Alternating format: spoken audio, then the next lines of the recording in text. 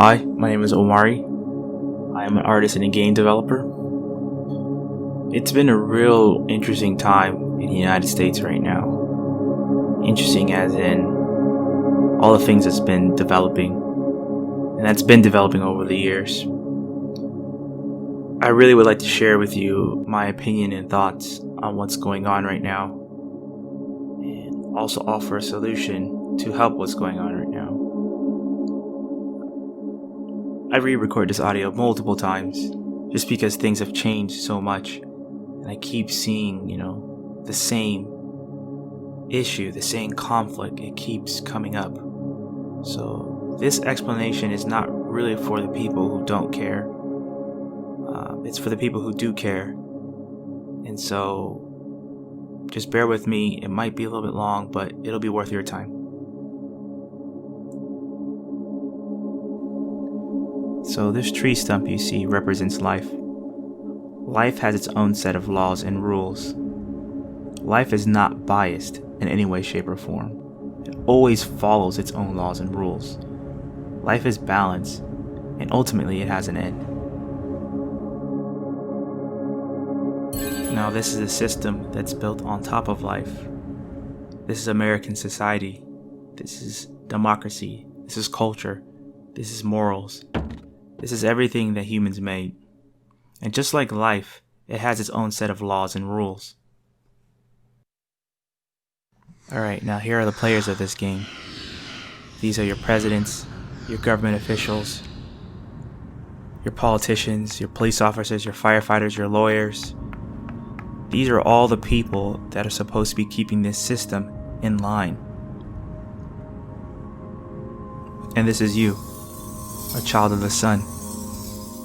You were born into this game, so you're forced to play it, just like your parents and their parents before them. So clearly this is chess, and this represents to me the game that we are all playing here. You know what's really interesting about chess too? The rule is the white piece always goes first. Isn't that interesting?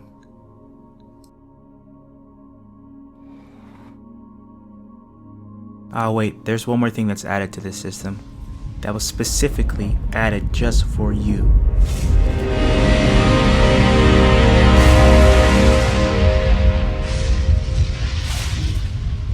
You'll figure out what this is soon enough. Before you can even make a move, the most valuable piece in this game is destroyed. Your ancestors were taken away from their country, and their language, religion, and culture was ripped from them and replaced with English, Christianity, and slavery. This is Jim Crow. This is lynching. This is segregation. This is the assassination of Martin Luther King. This is the assassination of Malcolm X. This is our reality. This is our roots. So you enter school for the first time. You get to experience people outside of your family, so we can move a piece.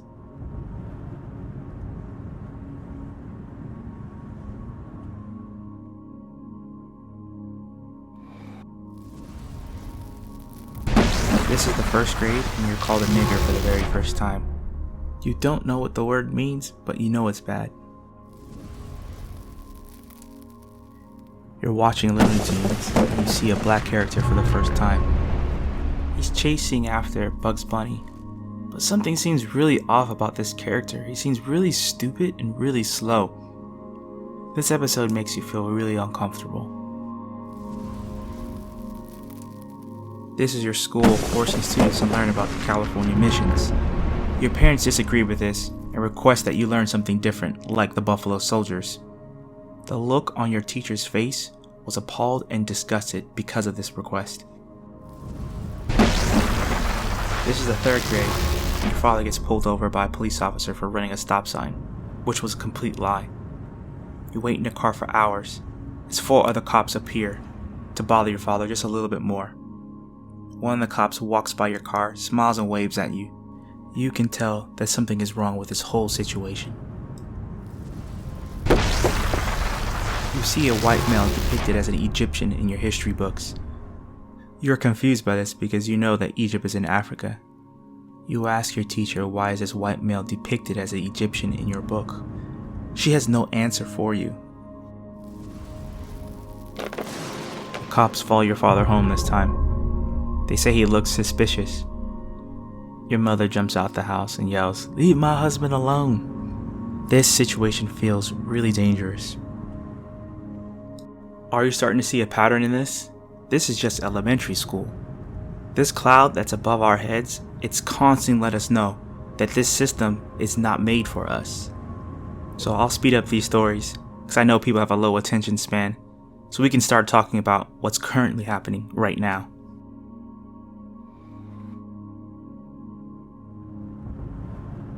Okay, let's move a piece. You're in middle school.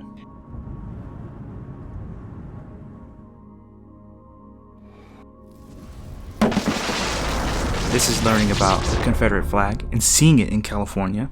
This is people saying you talk funny and that you don't sound black. This is seeing your first skinhead and understanding who they are. This is your first experience with a racist teacher. He gives all the black males a hard time and he's super aggressive.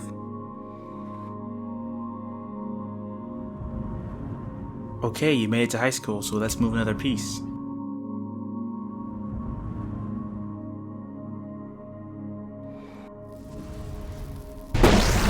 This is playing football in high school, and about half your games, every single time you were tackled or in the bottom of a pile, someone called you a nigger, a monkey, or boy. This is your school being referred to as the ghetto school, not because you were bad, but probably because the majority of the students were black. This is your school being labeled unsafe. After coming back from a winter break, a metal gate is built around the entire campus. They say it's to keep you safe, but honestly, this is starting to feel more like a prison than a high school. And here's another warped history lesson. They never once mentioned that George Washington owned slaves. What's up with that? So you graduated from high school, so now you're out in the real world. That safety bubble doesn't exist anymore. And that cloud, it's only getting bigger, and it's amplifying. The events that keep happening over and over again only make it more clear that this game is not fair. This is you trying to find a job and it feeling impossible. This is every security guard that checks you twice. This is going to a store and having clerks or security follow you around. This is you walking by a white woman and seeing her clench her purse. This is you walking behind somebody and having them stop and then let you walk in front of them. This is taking public transportation and everyone's afraid to sit next to you. This is people questioning your skill set and your knowledge in a workplace constantly. This is the "oh, you're so well spoken" comment. And this is the legit feeling of people being afraid of you. Like legit afraid of you. And it keeps happening over and over and over again. Every single day, someone lets you know that they are afraid of you. And the crazy part is, your stories are light work.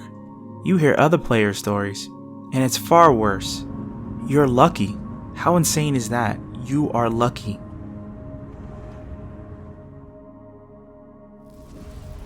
And then Trayvon Martin happens, and it hits you hard. That could be you. Because you understand the game that he's playing as well.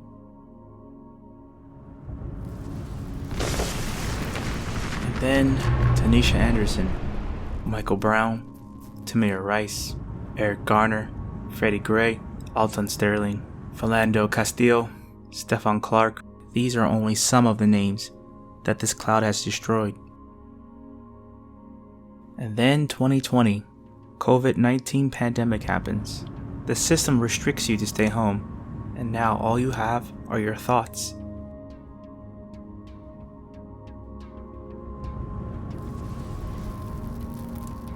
Now 3 events happen that open your eyes completely. A video surfaces of Ahmaud Arbery being killed. He was suspected of being a robber and chased down and murdered. Another video surfaces.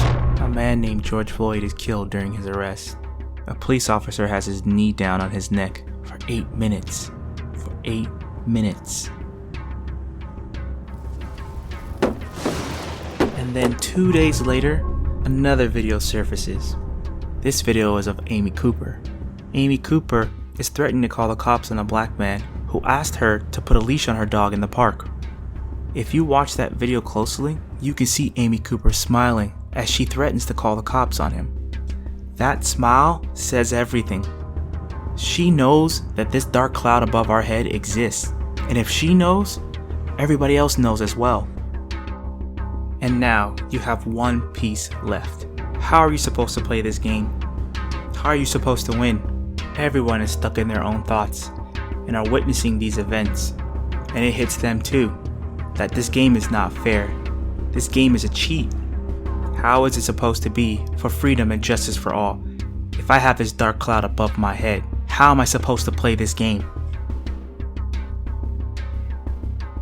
What happens next is a response to understanding that the game is not made for you. This is the protest. And look at that. There's more players now. Yep, it's multiplayer. Okay, so now we're pretty current. And here go some other pieces. Now these are the ghost pieces. These are the players that's had their pieces completely destroyed but are still alive. The media tends to focus on these people. They call them the looters. I find it super interesting that no one asks the question of where did their pieces go? How did they end up in that point? The only focus is on what they are doing, not how they got to that point and when they got to that point. If a system destroys all your pieces, why would you ever abide by their rules?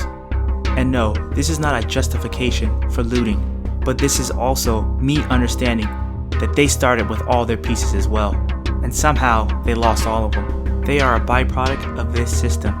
They are not random. Let's be honest here.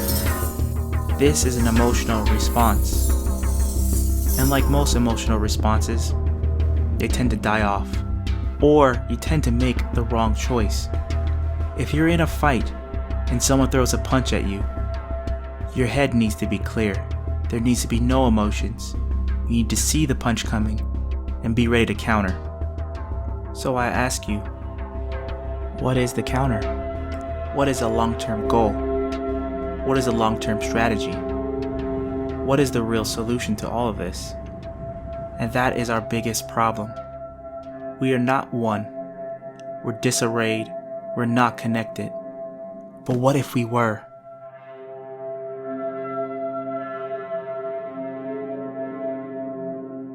What if we had a network that wasn't there to sell your data to advertisers? That wasn't just about money? What if we had a network that was about upgrading you so you can become the mayor to make the change? What happens if we had a network that had one global goal, one objective, and that all of us can focus on? What if the sole purpose of this network is to remove this dark cloud from all of us? That is my solution, to build that network. And if you agree, then visit 10blackyears.com. At this point now, this is purely scientific.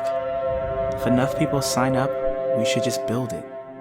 But if people are not clamoring for it, then I guess it's not our time. So I want to leave on one note.